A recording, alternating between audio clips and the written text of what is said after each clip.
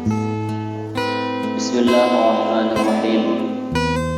Assalamualaikum warahmatullahi wabarakatuh. Alhamdulillahi rabbil alamin ala ni'matil iman wal islam. Allahumma salli ala sayyidina Muhammad wa ala ali sayyidina Muhammad, amma ba'du. Yang tiang hormati Al-Mukarram bapak-bapak pemuka agama, tokoh masyarakat, tokoh pemuda yang insyaallah dimuliakan Allah SWT. Marilah kita panjatkan puji syukur kehadirat Allah SWT yang telah melimpahkan tiang pelungguh sami nikmat, sehingga alhamdulillah kita dapat melaksanakan salah satu kewajiban kita, yakni sholat maghrib secara berjamaah.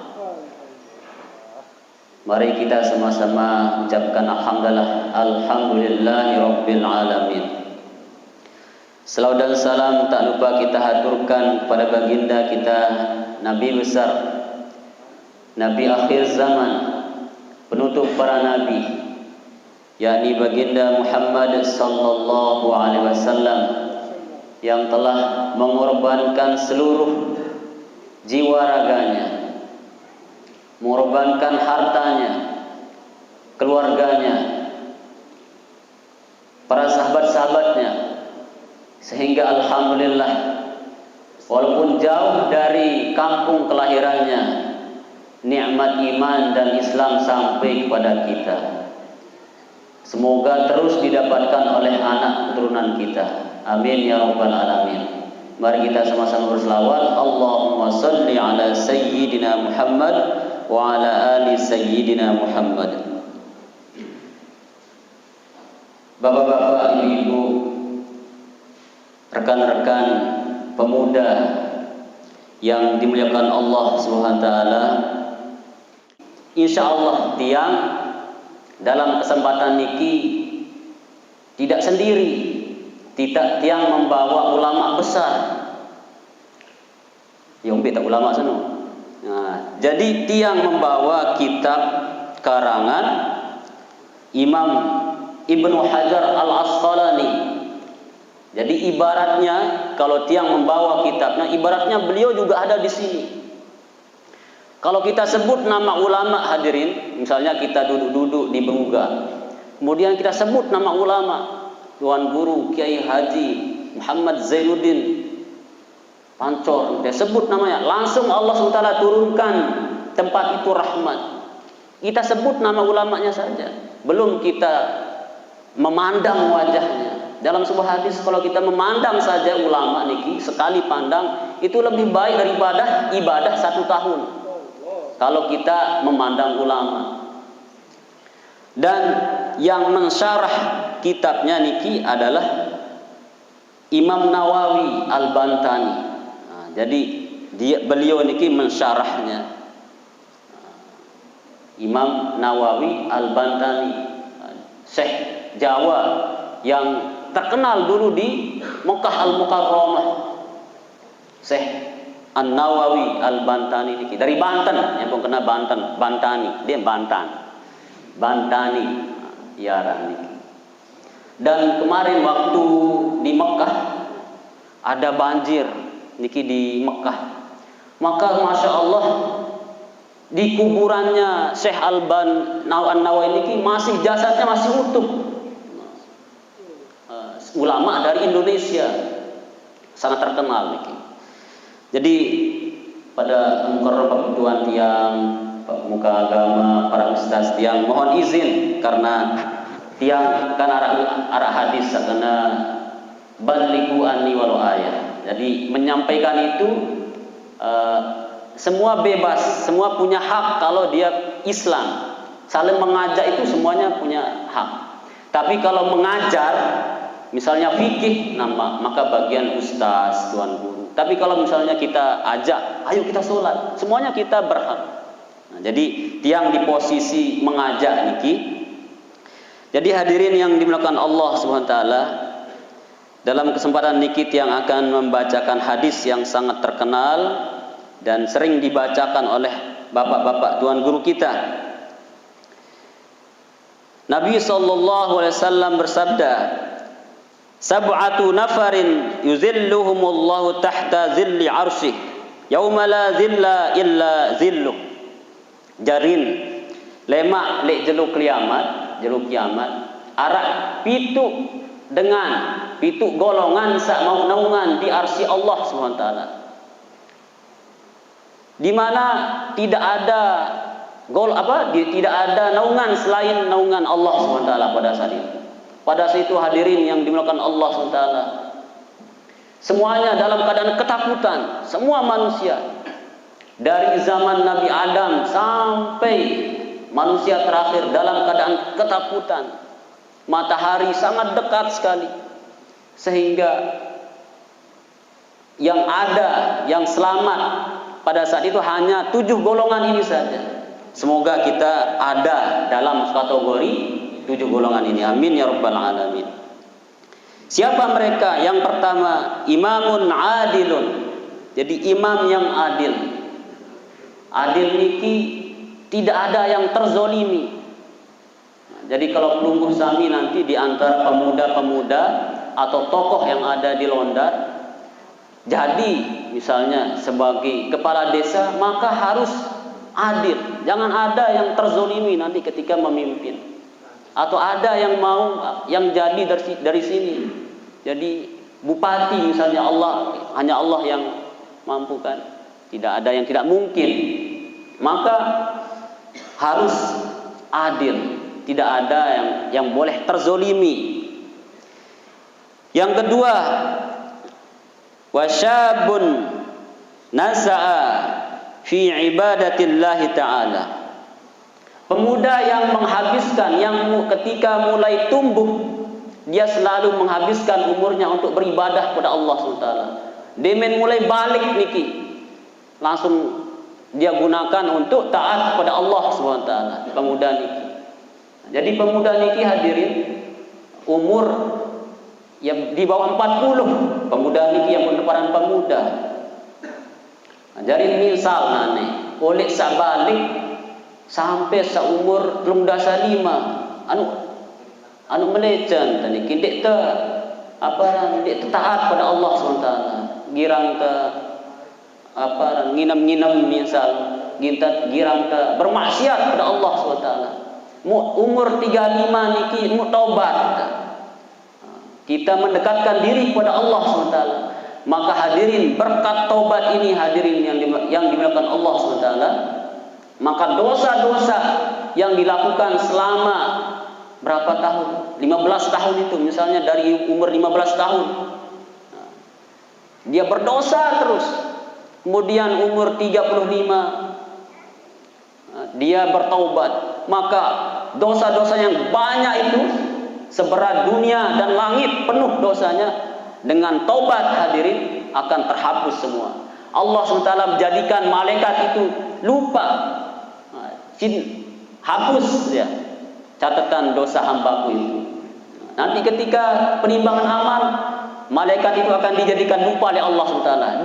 Dan ingat apa wah gawe itu, dosa-dosa besar itu, dengan sebab kita bertaubat pada Allah SWT. Nah, lagu mun umur liwat 40 tahun ini terasa masih bajang bapak-bapak. Dimin wahara misalnya umur liwat 40 tahun, angan masih bajang, padahal tua enggak mati, tinggal menunggu mati. Jangan merasa bajang mun umur liwat 40 tahun. Jadi masih merasa bajang. Saya masih merasa bajang padahal umur 45. Nah, ini menurun, ini hadirin yang dimuliakan Allah Taala. Menurun umur kita sudah kurang sekali. Sisanya sudah kurang sekali. Maka masih doang niki nggih demin kita cewek Papa sakanca senina jangan meni doang anda. Lagu pemesan ceret langsung sampin telang cewek nu sama sidang seret. Masih merasa baca padahal anda umur 40 tahun ke atas. Jadi Imam Ghazali hadirin, Imam Ghazali memperingatkan orang-orang yang sudah berumur 40 tahun ke atas, berhati-hatilah, jangan berbuat dosa. Kata Imam Ghazali, ini waktunya umur 40 tahun, berhati-hatilah, kata Imam Ghazali. Hadirin, tapi kenapa ini pemuda ini dispesialkan dalam hadis ini? Karena memang pemuda ini banyak godaannya, banyak godaan, masya Allah, masih segar bugar. Jadi untuk berbuat apa saja energi gitu.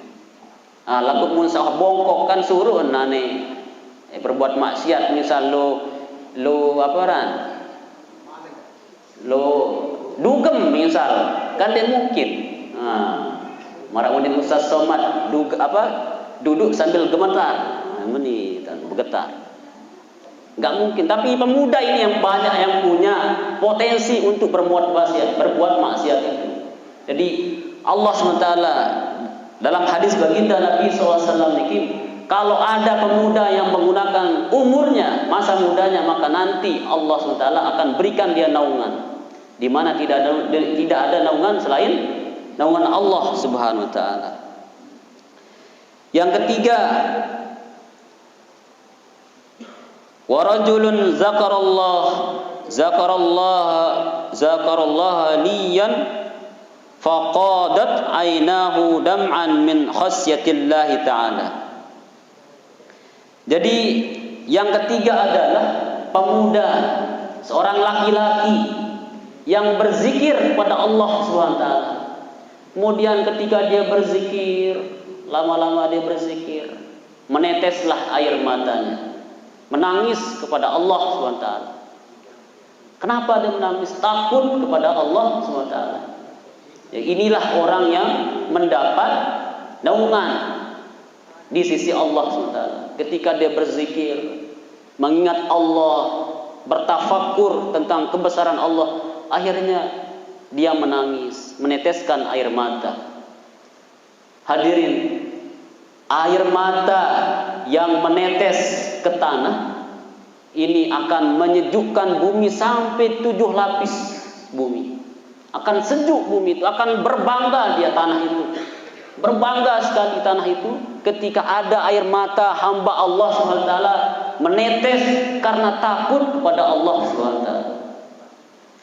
Kemudian dalam hadis hadirin yang dimuliakan Allah SWT, kalau ada air mata yang keluar walaupun sangat sedikit, setetes, kurang dari itu misalnya, tapi beak mata niki misal peneteng karena takut pada Allah SWT, maka itu akan menjadi tameng dari api neraka. Dalam hadis baginda Nabi SAW. Maka hadirin, maka kita perbanyak, kita luangkan waktu kita untuk bertafakur sambil berzikir pada Allah SWT. Banyak waktu-waktu kita yang kita gunakan, yang kita sia-siakan, yang kita gunakan untuk bermaksiat pada Allah SWT. Waktu kita tidak terasa, tiba-tiba sekarang ini umur kita 35 tahun, 40 tahun, Masya Allah, tiba-tiba sudah punya anak 2, sedangkan yang sudah lalu, umur kita yang sudah lalu tidak bisa kita kembalikan lagi. Banyak dosa-dosa yang kita lakukan, kita merenung, kita ingat-ingat, apakah saya bisa selamat? Sayyidina Utsman bin Affan hadirin, yang terkenal dengan kedermawanannya, mun sebutan kubur Sayyidina Utsman niki langsung nangis, bengkok jabeng, jalan bau niki, jenggot niki basah sampai jubah niki, sampai nangis niki, pikiran berembe nasib lek kubur. Soal kan niki kubur niki suatu yang wajib kita hampir.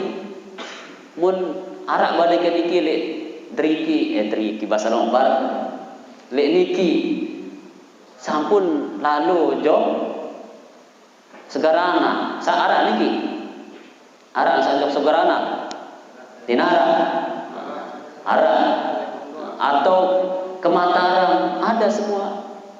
Jadi kalau tempat yang ada di bumi ini, kalau kita mampu, kalau ada uang, kalau kita mau, bisa kita kunjungi.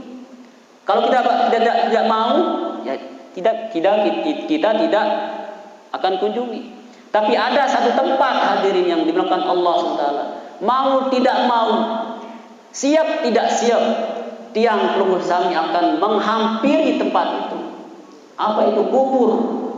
Siap datangi kubur niki. Bahaya dulu ada teman tidak bisa. Maka kita akan wajib hampiri yang namanya kubur niki. Tempat niki. Kata Sayyidina Utsman, kebek yang mau nangis karena saya pernah mendengar Rasulullah sallallahu alaihi wasallam bersabda, lamun selamat di kubur, maka di alam-alam lainnya kamu akan selamat, akan dipermudah oleh Allah SWT. Kalau di kubur kamu tidak selamat, maka di persinggahan selanjutnya, tiba di padang mahsyar, di hisab, titian Siratal Mustaqim akan dipersulit. Jadi semoga, jadi itulah yang dikhawatirkan. Selamat enggak saya ini dikubur? Ya bahasa Utsman bin Affan. Makanya ketika dibicarakan tentang kubur, beliau selalu menangis niki. Sayyidina Utsman bin Affan. Selanjutnya hadirin yang akan mendapatkan naungan di sisi Allah SWT, wa rajulun qalbuhu muta'alliqun bil masjidi idza kharaja hatta ya'uda ilaih. Jadi seorang laki-laki yang selalu terpaut dengan masjid, hatinya selalu terpaut dengan masjid, ingin selalu kembali ke masjid niki, orang yang mendapatkan naungan niki. Dia min sugul zuhur misal, berjamaah zuhur, maka dia ingin selalu kembali, tapi karena pekerjaan tidak bisa. Tenungkang, ngeladen, jok bangket. Lalu hatinya selalu ingin rindu, ingin kembali ke masjid. Maka demen ngebang asar, senang. Alhamdulillah, naik lalu jok masjid. Mentelah nukang, batur-batur, Pak Laden, wah ngebang niki, selamatlah. Kepala tukang harus bertanggung jawab niki, tukang niki, kepala tukang. Ini kepala tukangan pacuan pegawaian berbinta nuak kan Laden, Pak tukang ante ketua nih sembahyang, dan semen Laden, tukang Laden niki. Maka ketua pemimpin niki, pemimpin harus bertanggung jawab. Itu yang dia yang mengajak untuk sholat. Jadi ini hadirin, alhamdulillah di sini kita yang lihat dua saf, masya Allah, dua saf ini sudah termasuk makmur. Kalau di masjid-masjid yang lain masih setengah, saf pertama nubi setengah niki. Alhamdulillah di sini belum lagi remaja-remaja, ibu-ibu niki, alhamdulillah rajin memakmurkan masjid. Ada janji Allah SWT, ada juga sabda baginda Nabi SAW.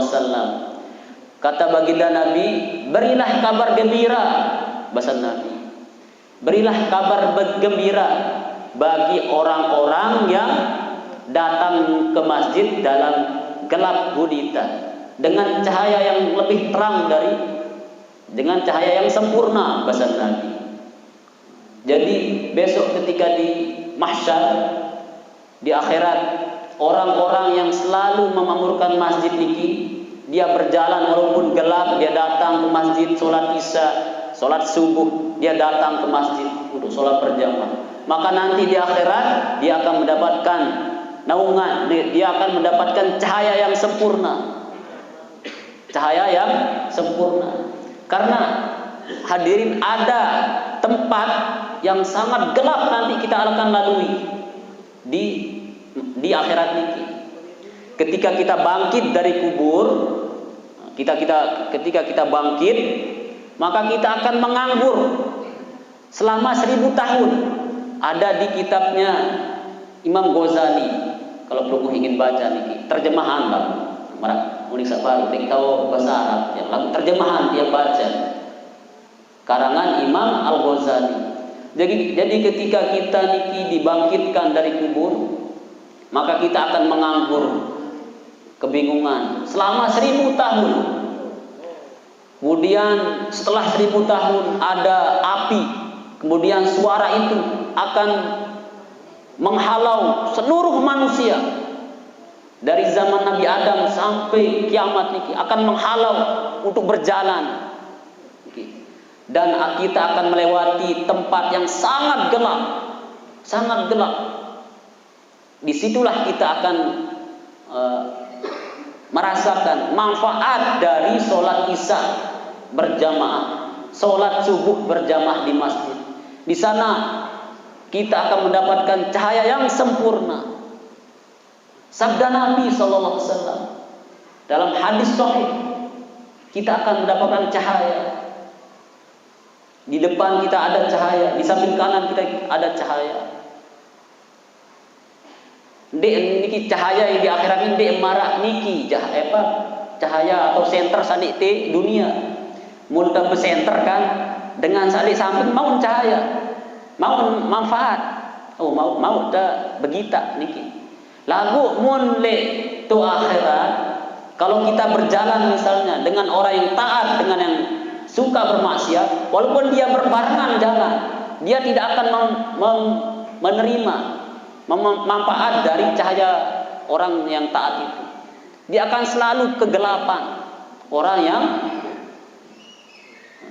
tidak mau memakmurkan masjid ini. Banyak sekali hadirin yang dimakan Allah SWT, hadis-hadis baginda Nabi SAW tentang fadilah sholat berjamaah.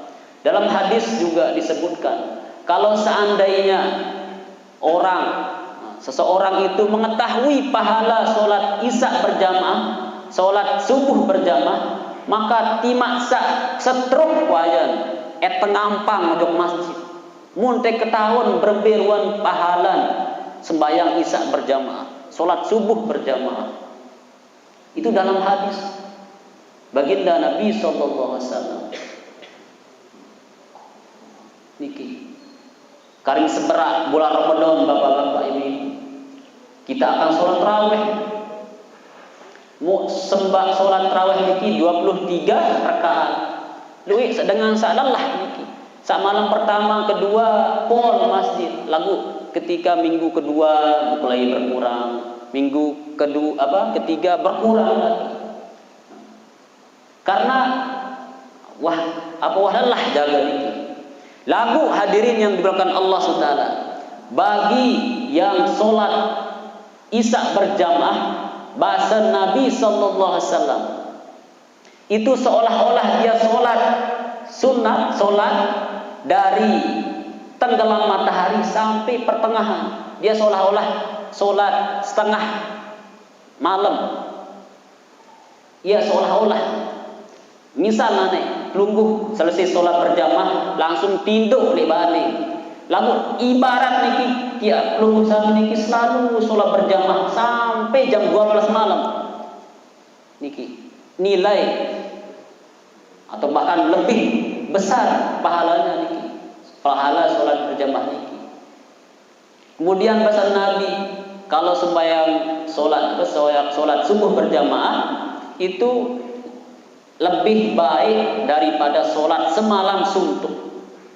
Semalam suntuk. Saya tahu ibadah niki semalam suntuk. Sembahyang tarawih doang wah panggil. Apalagi dia sembahyang semalam suntuk. Jadi ini amalan yang sangat ringan, tapi butuh pengorbanan. Kemudian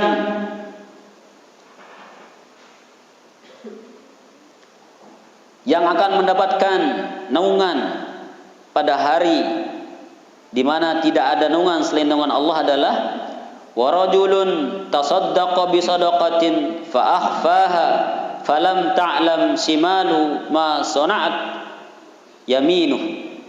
Jadi orang yang bersedekah dengan sembunyi-sembunyi, ketika tangan kanannya bersedekah, tangan kirinya tidak tahu, itu seolah-olahnya, saking rahasianya. Dia nyambung sebut suruh bijan beli perban, bilang perban, ada sampai ketahuan lima kiri, perban, mau bersedekah. Tidak itu maksudnya, bukan itu maksudnya, tapi bersedekah dengan rahasia. Jadi maksudnya sekeliling kita tidak tahu bahwa kitalah yang bersedekah. Seperti Imam Ali Zainal Abidin, niki setiap malam pungkuan gandum mau lepas di julun balin warga sampai 100 taka kurang lebih, niki selalu selama hidupnya selalu dia. Demen wah ninggal Al Imam Ali Zainal Abidin, niki cucunya Rasulullah, keturunan Ali, Sayyidina Ali. Demen wah ninggal baru ketahuan niki warga niki. Ternyata demen wah ninggal mau diarak baik gandum di julun balik. Mula setiap malam arak doang, demen buka lawang arak gandum, saya bersedekah. Ternyata Imam Ali Zainal Abidin saking rahasianya, mau berembin mudah bersedekah lagu niat ikhlas, timak dah kasat sebut-sebut lagu ikhlas. Nah, dia kemi-kemi ini tujuannya bagus supaya orang lain juga ikut, tidak apa-apa. Tapi kalau dikhawatirkan tidak ikhlas, maka kita bersedekah dengan sembunyi-sembunyi.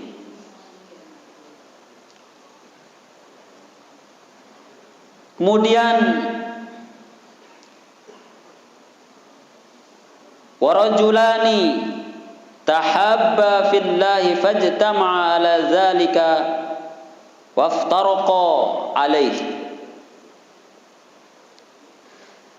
Dua orang laki-laki yang saling mencintai karena Allah, bertemu karena Allah, berpisah karena Allah. Seperti tiang ini kanca pelungguh sami remaja londan, tiang datang sini karena Allah, karena ada perkara agama. Dek tiang datang keboyak gabah misal, lalu tiang datang karena perkara agama. Nanti tiang pulang karena Allah. Maka ini kalau kita dasari karena Allah pertemuan kita, maka nanti akan mendapatkan naungan Allah SWT.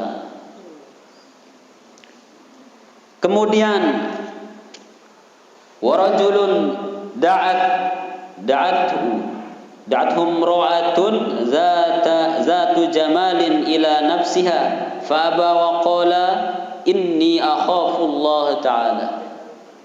Yang golongan terakhir hadirin, ada seorang laki-laki atau seseorang yang diajak oleh wanita cantik, inges, manis, putih, dan bangsawan untuk melakukan suatu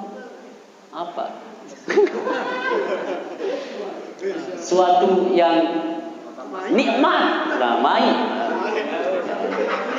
Coba misalnya di hotel bapak-bapak, siapa niki yang siap di hotel lantai paling atas, lantai 12 misal hotel niki, terus terjebak arah dari pelayan kebersihan misal, dari cleaning service lagu saking gagah misal, mau terjebak si cewek niki anak pejabat beran terlentingan terus, aneh abang kemudian terus mau diarak sai-sai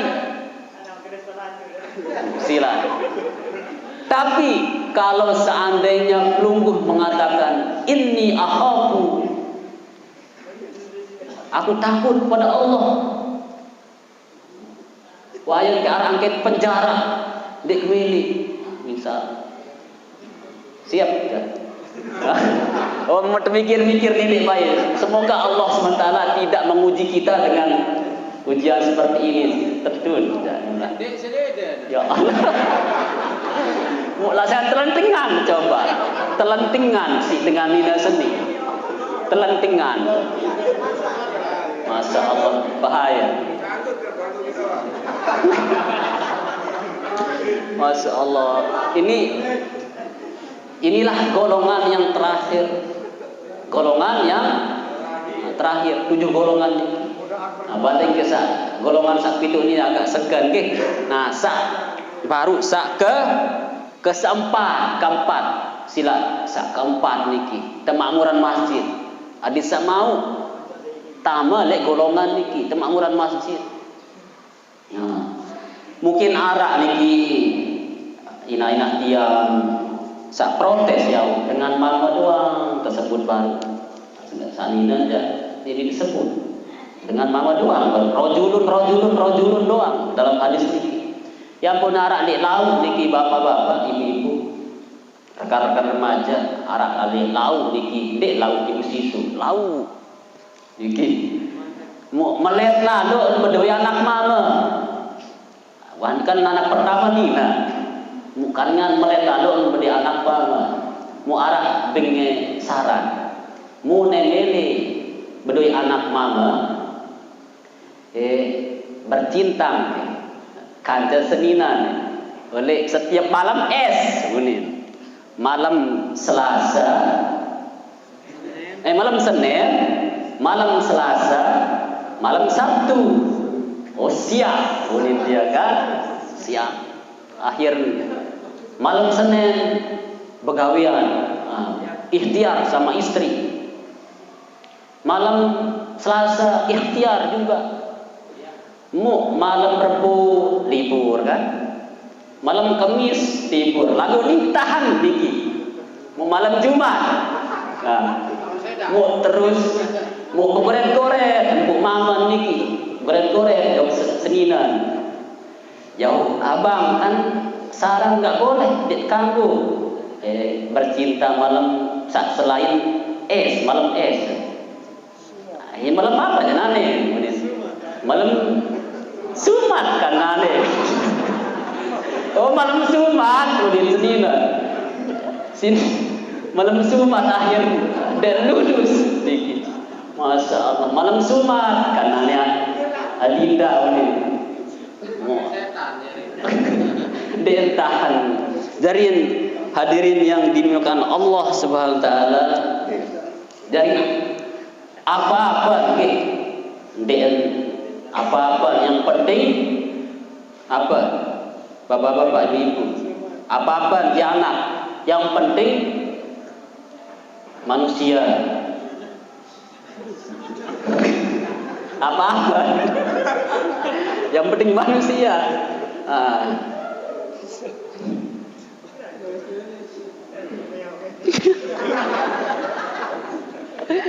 Kan apa-apa mun berberem ben jak baru terkena yang penting berberem juga anak ya.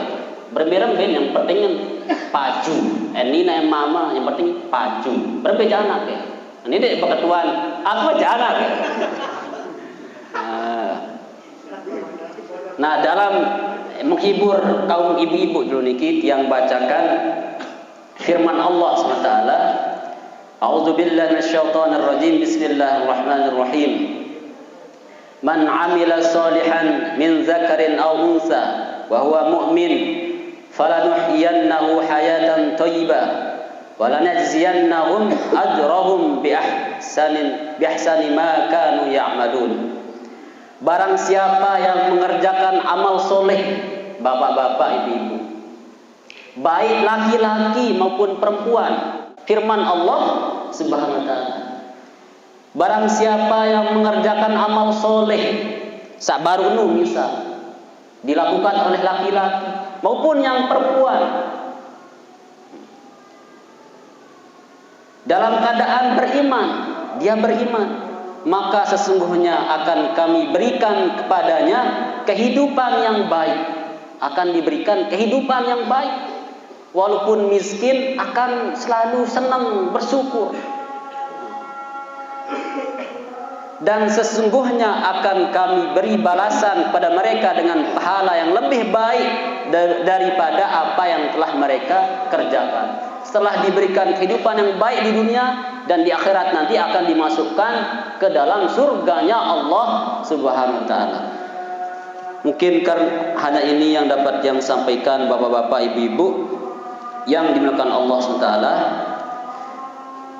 Jadi sifat orang beriman dalam Al-Quran disebutkan sami'na wa ata'na, pelungguh dengar dan juga mentaatinya. Bukan tiang oleh tapi sabda Nabi, pelungguh dengar dan harus taat. Sami'na wa ata'na.